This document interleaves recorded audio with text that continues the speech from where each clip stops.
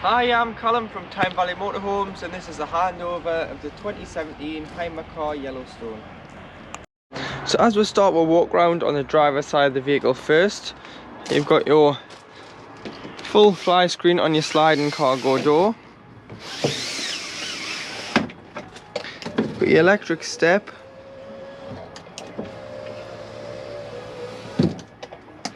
Got your main light switch there. And you've got a 3-pin socket which will only work when you're hooked up.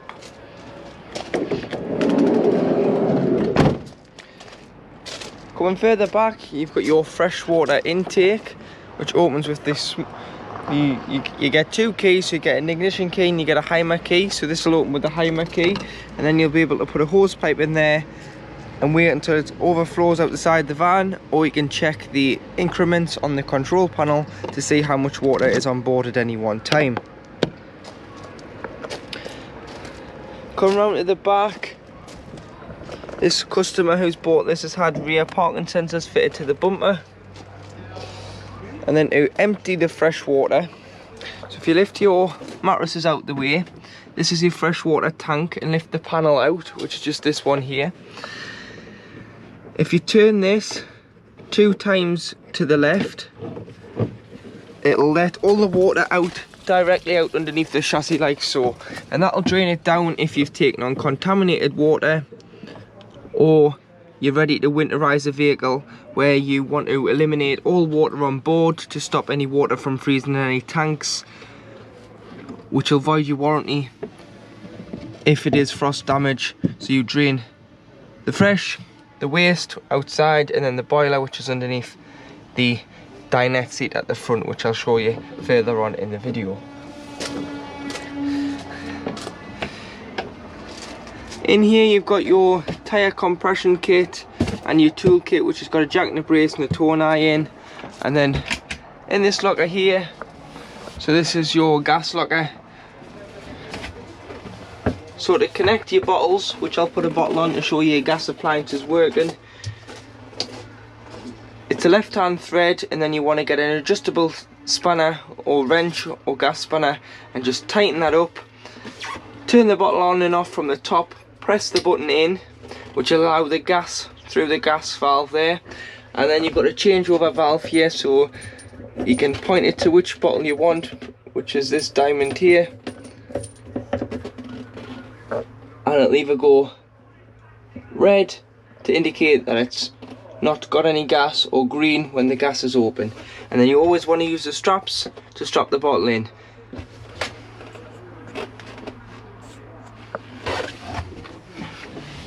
As you can see underneath the bed, you've got a large loading space where you can load items underneath. Blackout blinds and fly screens on all windows. And then on the passenger side of the vehicle, you've got your mains connectivity point where you connect with mains electric. So you get your hooker blade, lift the collar and expose the 3 ends, lift the flap on the van and hook the vehicle up first. Then with the other end of the cable, if you'd hook your sight, and do it in reverse when unhooking the vehicle, as we wouldn't want you walking around with a live lead should the lead become damaged, or should it be wet. Underneath the mains connection point, you've got your waste water. So this is any water you've used from your shower, your hand basin, or your kitchen sink doing your dishes. So you would drive over the motorhome service bay on the way out, use the black handle key, put on the end here and turn, and that will drain off your waste water. It's very important in the winter that you drain this point down as well as the fresh water, as you wouldn't want the water freezing in the tank below the vehicle. And then it's probably best that you leave it open just ajar when driving home. With the camber of the road, it'll shake any loose water out there that hasn't drained out when leaving the site. Toilet. So the toilet, if you push the catches in, and then make sure the blade's closed on the bottom bowl of the toilet, which I'll show you when we're inside. you'll be able to lift the orange handle and slide the cassette out. Once you've got the cassette out, there's some wheels on there so you can drag it to your disposal point, which is normally behind or beside your shower and toilet block on site. So once you've dragged it there, lift the spout up and take the cap off.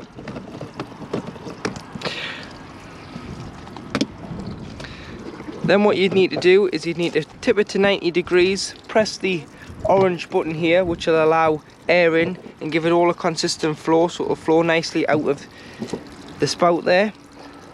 And then located next to the point is normally a tap, so once you've emptied it, if you put some water in, give it a shake by putting the lid back on, give it a rinse and empty it again, and then use the chemical.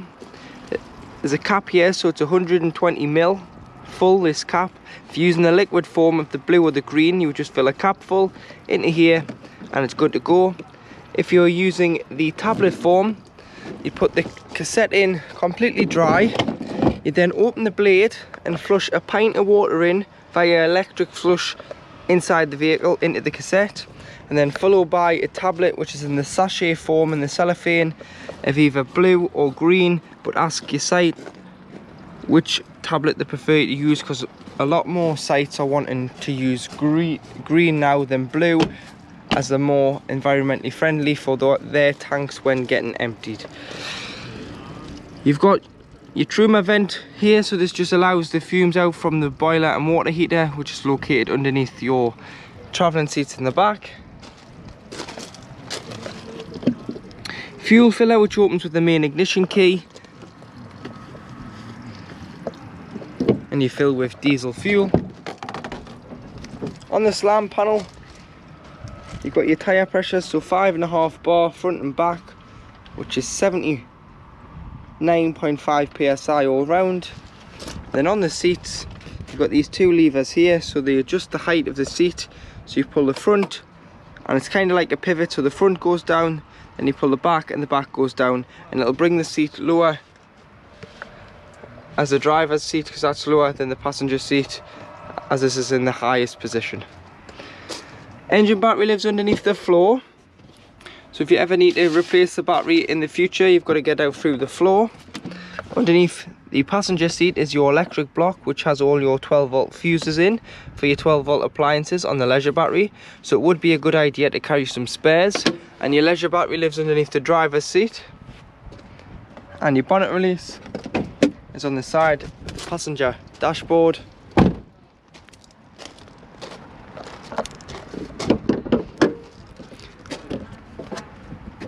So you've got all your fluids underneath the driver's side, so the left hand side, screen wash, this cover lifts off, and you've got power steering fluid and radiator coolant. Brake fluid,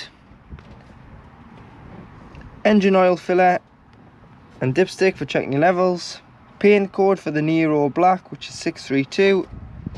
And then should you ever need to jump start the vehicle, you'd earth off here, and then underneath this cap here, just behind the headlight, if you put your key or your screwdriver in and lift that up, there'll be a positive contact underneath there, which will be great if you're going to give a jump start to someone else or receive one. That'll go and jump start the vehicle. Inside the vehicle, above the habitation door, you've got your main control panel. So the top button indicates that the vehicle is hooked up to mains, so you're receiving 240 volt on board. So all your 3-pin sockets and household items that you plug in will work. You've got your on-off switch here, which either turns on mains 240 volt or 12 volt if you are not hooked up. Pump, so if you want to use any water appliances, taps, toilet, shower, you've got to have this on to prime the water. And then these buttons here, so you've got the battery at the front of the vehicle, which is your engine battery. You've got your wastewater, which I've opened so it's not showing anything. You've got your fresh water, which is your blue lights. You've got 75% of fresh water on board. Then you've got your battery at the back of the van, which is your leisure battery.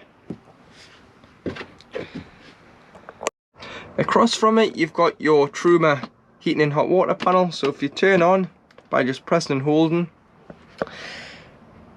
you'll get to this screen here which just tells you the time. Press enter, and then you've got a van with a thermometer flashing in. This is the temperature of the interior of the vehicle that you want it to be set to.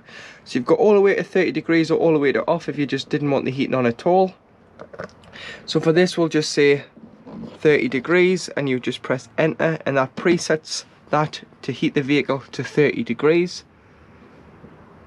Moving on, you've got the water and the thermometer. This is how hot you want your water. Obviously if you haven't got any water on board, or you haven't, your boiler's open, don't try and heat the water, because just for, like putting a kettle on without having any water in, you're going to burn the element out. So you've got off, you've got eco, which is 40 degrees of heating your water. You've got hot, which is 60 degrees of heating your water. And you've got boost, which will prioritize the water and turn off the heating until the water gets hot enough. So for this we'll just say hot, which is 60 degrees. This is gas only, so you can't heat off electric, it's just on gas. Then you've got the fan, so you can have it on eco or high. Eco saves a little bit of your 12 volt, and if you're sleeping, eco's not as loud as high, but you can choose how fast you want your fan to be going, either on eco or high. For this we'll just say eco. And then coming down at the bottom, you've got a timer, so you can time the heating to come on and off, just the once though. You've got the time displayed on the main control panel, and then you've got settings. So should you get a warning triangle, which probably indicate a fault, or you've run out of gas, or your gas isn't switched on, to clear it you can go all the way down to reset, press on it, press preset and press again, and then what it'll do is it'll reset this control panel, and then you'll have to go in and set the temperature, the water and the fan speed all again. And then to turn off, just press and hold, and it'll say off, and it'll run through a cycle to turn it off. This is your thermostat, so this just picks up how hot the vehicle is and relates it back to the boiler. And then your Truma Duo C, turn it on here, this will heat the regulator, which heats the gas coming through the regulator in the winter. In your kitchen area, as you can see, you've got two lit gas rings, and you've got your spark ignition here just next to it. Allow these to cool once you've used them before putting the glass lids down, because you wouldn't want to smash them, but the heat will smash them if they're too hot. And then with your pump on, you get pressurized water, so you've got hot and cold, and your hot water is getting the temperature there.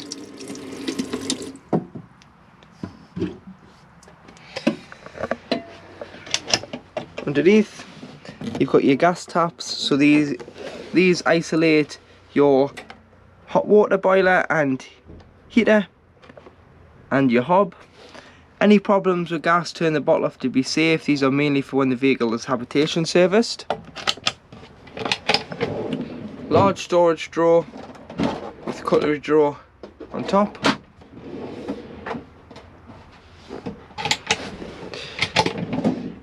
And then you've got more storage underneath for your pots, pans and plates, but always make sure the button's pushed in, which will stop it open, as it's your travel catch. Storage above with nets to secure it, and then operate these lights. So there's one here and there's two underneath the bed. Push once and you get the blue light, which is kind of like your night light. Push again and the main strip light will come on. To operate your Fetford fridge, so it's very straightforward. It's a 12 volt compression fridge, so you can't change the sources. It's just turn it on and it works.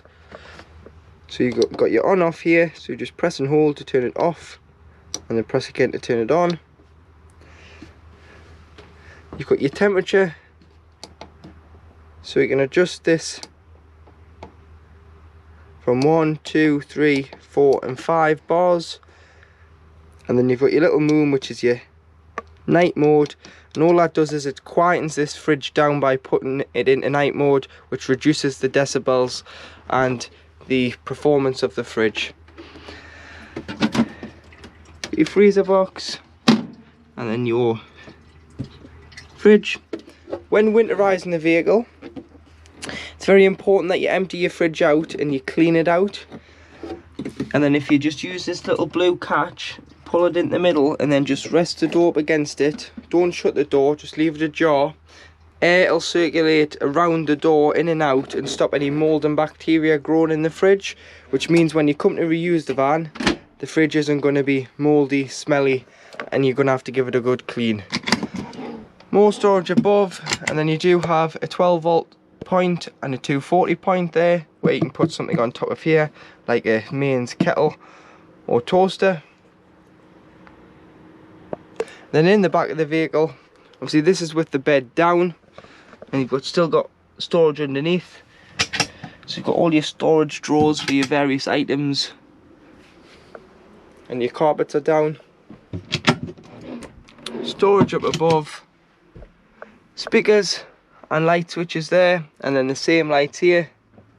So you just turn the light off, turn the blue light on, or turn the main strip light on.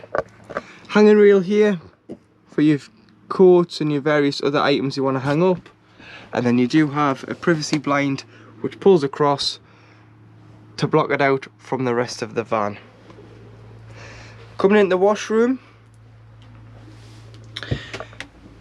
so your sink, if you just push this down, your sink will fold down, and then you'll be able to use the tap, which is also your shower head, by pulling it out and connecting it above you by just holding it. And then you slowly pull that down to drain the water down. Otherwise, if you did push it too far, the water would just flood straight over. So be very careful with that by slowly pushing it in, as there's a reservoir where the water drains away.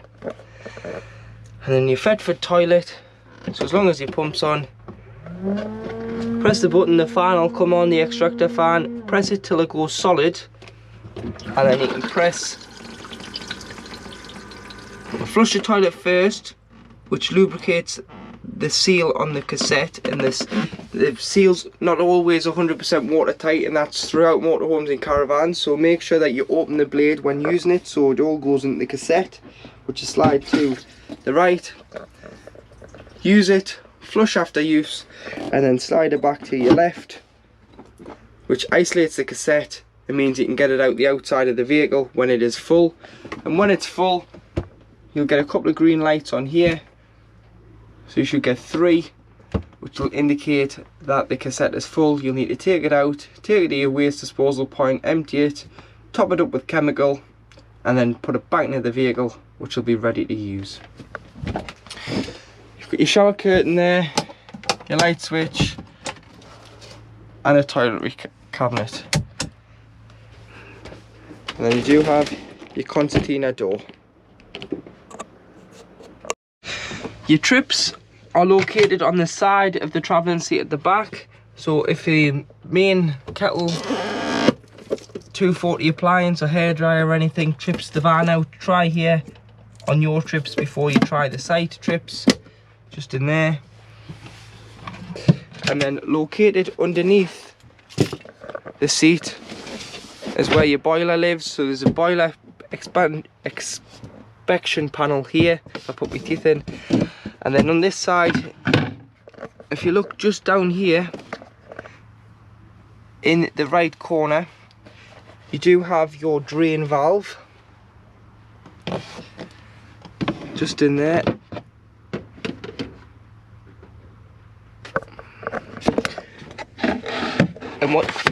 And what you've got to do is you've got to drain the boiler down as it holds 10 litres of water at any one time. So there's a blue diamond on the top, and there's a button on the side just down here. When the button's flush and the diamond's across, it means that the boiler is holding 10 litres of water, so it's ready to use. In the winter, it's very important that you drain it down. This is an anti-frost valve anyway, so at 3 degrees it should automatically drop the water, but don't rely on it, because if it ever does get faulty, you don't want to rely on it because it could cost you a lot of money. So always check it to be safe. So if you just turned it so it's across, so it's the button pops out, and that'll drain off 10 litres directly out underneath the chassis. You would then open all the taps throughout the vehicle, open the waste tap, drain the freshwater tank off, and it's good to be left in storage or parked up on the drive. And then when you come to reuse it, if you shut the boiler, shut the fresh tank, shut the waste tank, put your hose pipe into the fresh and fill with fresh water, shut all the taps inside, put the control panel on, put the pump on, go to the cold side of the tap first. You'll get automatic cold water because it's drawn it from the main tank at the back straight into the pump and pumping it straight to the tap. Go to the hot side. What it's doing then is it's drawing it from the main tank into this tank, which is 10 litres in the boiler. So it's pushing all the air out, and it'll cough, splutter, make all sorts of noises through the taps for about 3 or 4 minutes until you get a pressurised flow on the kitchen tap. Then you do the shower tap, and that would be you're good to go for the season. But make sure that you drain it off, so when it's across it's holding water. When it's front to back and the button pops out, it's draining down the 10 litres of water that's in the water container in the boiler. Underneath the floor, just opposite to the kitchen and bathroom, you've got this little panel here, which underneath you've got 2 drain. So it tells you to open them and how to close them by just turning them. So in the winter, when winterizing, so you've done all the boiler, all the fresh, all the waste, all the taps, you then want to just open these, and this eliminates any water that's still in the lines of the vehicle to drain out directly out underneath the chassis, just to stop any pipes and any tanks from freezing with water in them, which would split the pipes and the tanks, and it would be a very costly repair. So make sure that you always winterize the vehicle by draining those pipes and then doing everything else that I've said, and this will stop any damage to any pipes, tanks, and won't void your warranty. To operate your roof, what you need to do is you need to grab the bar here, pull it down, pull it in so far, and then just tuck the canvas away, as there's quite a lot of canvas that comes down. So you need to tuck it all away in the roof, pull it in on the side so it doesn't get stuck between the motorhome body and the roof.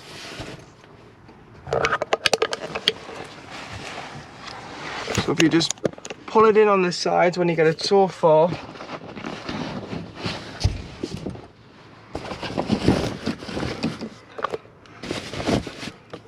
then you can continue to pull the roof down. You'll get a lot of canvas that you just need to tuck away, so you just need to go around and tuck it all up in there, tuck it behind here, just tie the roof down. You've got 2 catches, so you've got one which is this bar here, which clips on to this little ridge here, and then you do a full turn, push it back up, and then put the seat belt on. So to do that again, tuck the canvas behind it, ridge down, clips on the little bar, full turn,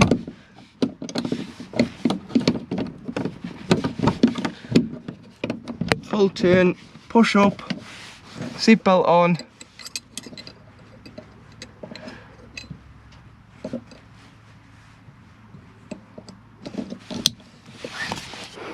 tuck all the rest up,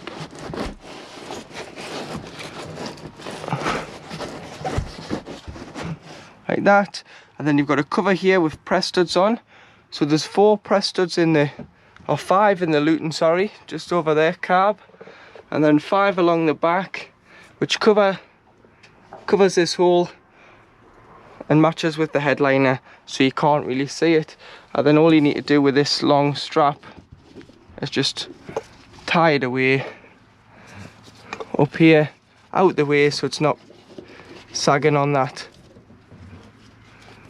headliner.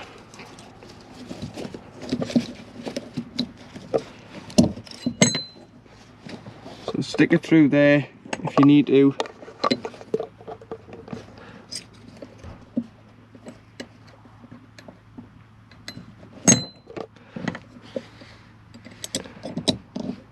Just like that. To turn your carb seats, got little bars on the side. Pull them out, turn them round, just like that. If they did get stuck, adjust the driving position front and back so they spin round without hitting the door or the B pillar there. So in the cab, to the right of the driver, you have your handbrake, and then on the doors you've got your electric windows, which is driver and passenger, and then your electric mirror adjustment, which you use the joystick there, and you can go from the top, which is the top mirror, to the bottom, which is the blind spot on both sides, and adjust them to how you want. And then to black the side windows out to driver and passenger, if you just pinch, slide these out, that'll black them out on an evening. And then you just pinch and slide this one to meet the other one on the windscreen, like so. And they store away. Front and rear fog lights, headlight adjustment, and then this one is fitted with a Vodafone category 1 alarm from the last customer. So if you lock the vehicle, you set the alarm regardless. If you wanted to arm it with yourselves in or leave a dog in, you would have to turn the ultrasonic sensors off.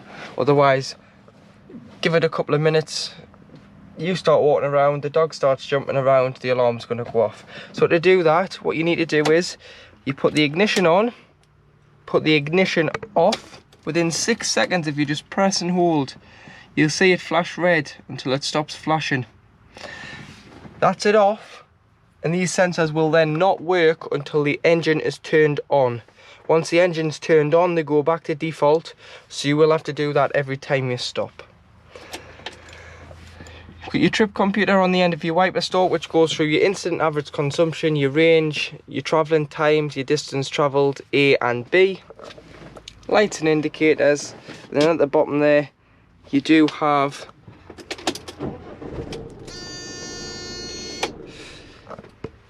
your cruise control. So you're off at the minute, up for cruise control. A green light will come off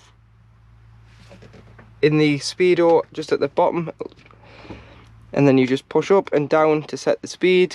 You can cancel on the end, cancel with a foot brake, resume on the end to the last speed set with the cruise control before the engine was switched off. And then going to the bottom, you've got the speed limiter, so you go up slowly, goes up in ones, push and hold goes up in fives. This will limit you until you floor the accelerator, and you'll be able to override it for a safety feature. 6-speed manual gearbox, where you'd lift the collar into reverse, which if I put the, you'll hear the beep. That is the reverse sensors on the back. And then these switches down here, so you've got heated mirrors. This locks all the doors with it being a van conversion. Hazards. Hill descent control, which is pretty much useless for a manual, it's more for an automatic, but you do have traction control. And if you lock the van from here on an evening, you don't need to bother with the sensors because it shouldn't set the alarm off, so I'm told by other customers. Big glove box here, which is lockable by the key. You've got a USB for charging and a 12 volt for charging. Another glove box, a top box here which has got your USB in for connection for the radio, and then you turn on and off here. You've got media audio, which will be connection, media video, which will be connection through the USB. But if you slide this way to go to the very start, you've got tuner, which is FM, AM and DAB, and then you can go to presets and press 1 to 6, but you can slide along further and actually do 12 stations that you want to keep on DAB or FM. So you've got, next one from tuner, you've got your navigation, which is your sat nav. So at the minute it's showing a map. If you click here, so the bottom right corner, new route, address. In the middle, if you just put the postcode, so once you've punched in the postcode, say we're going to Gateshead, go to town, select as destination, it'll show you an overview, and then it'll calculate the route, and it'll tell you your mileage and your time, and then you just press start navigation if you wanted to start the navigation to there.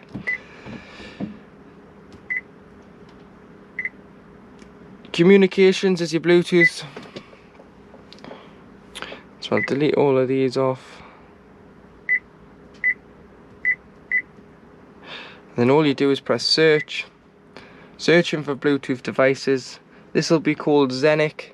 It'll probably come up with that model number. Find that on your phone, press pair on your phone, and then press pair on your device.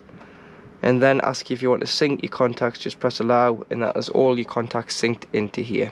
You do have shortcuts on there, so you've got volume, power, smart dial, which will scroll through your channels.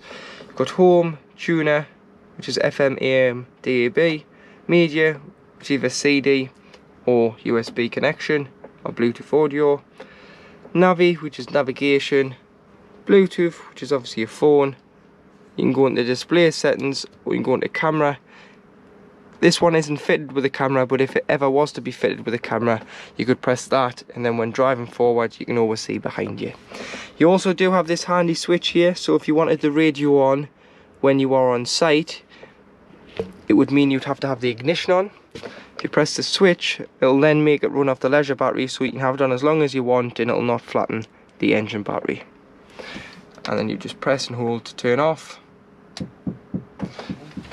Got a paper clip there, or you can pull it up from the back, pull the little lever out, and you can wedge your phone in there by locking it into place, and you can use that as a sat nav or for Bluetooth audio should you wish.